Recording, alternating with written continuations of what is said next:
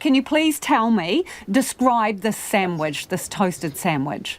So my toastie combines surf and turf elements that are relevant to the Mt Maunganui region. So the surf being obviously the beach, and then the turf being, the sheep on the mountain. So it's got smoked lamb pastrami, smoked prawns, smoked cheddar, mozzarella, all sandwiched between miso and tahini sourdough. Wow, how difficult was that to come up with? Yeah, it took a lot of trial and error, many different versions of the toastie, many late nights, lots and lots of trials. Who did you test it on, Brooke? Oh, staff, myself, lots of different people. Hey, I think sort of the challenge of the toastie is still being able to fit it into your gob without having to have a full face wash and polish afterwards. There's a lot of ingredients, and I've just seen your toasted sandwich. It's pretty fat. It is pretty fat, but it's not sloppy. So you can pick it up and eat it without it falling out everywhere, which I think is very important for a toastie. You want to be able to eat it, and you want it to be comforting and not messy, not too messy. So seriously, Brooke, did you take that into consideration when you came up with it? Yes, yeah. I think that's something that's very important with the toastie, because it's one of those things where you want to be able to take it on the go with you. You don't want it to be a big messy thing. So in my imagination, toasties are quite a simple thing, right? They're kind of humble. What happened to spaghetti and cheese, Brooke?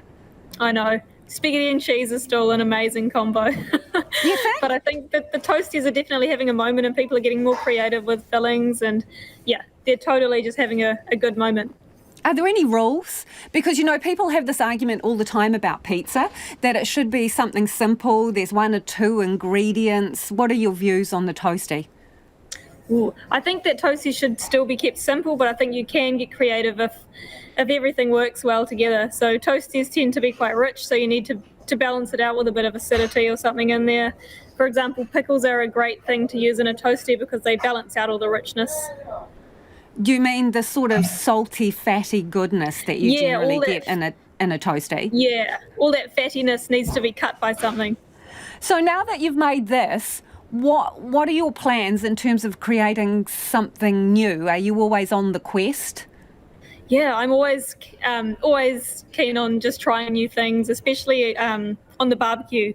It's so creative. You can do so much with smoke and wood, and so yeah, I'm just going to be looking for the next thing that I can barbecue and turn into something cool. What do you think about this made it a winner?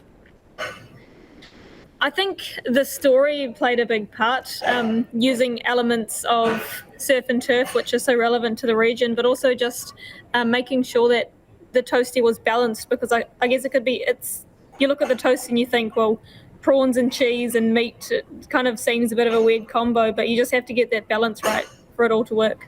Hey, Brooke, just quickly before you go, is this sandwich in production? Can people get it from somewhere? Yes, you can get it from the Freeport and Cleaver Co in Mt Maunganui. Fantastic. Thank you so much and congratulations. That's Mt Maunganui chef Brooke Moore, who made that whopping toasted sandwich.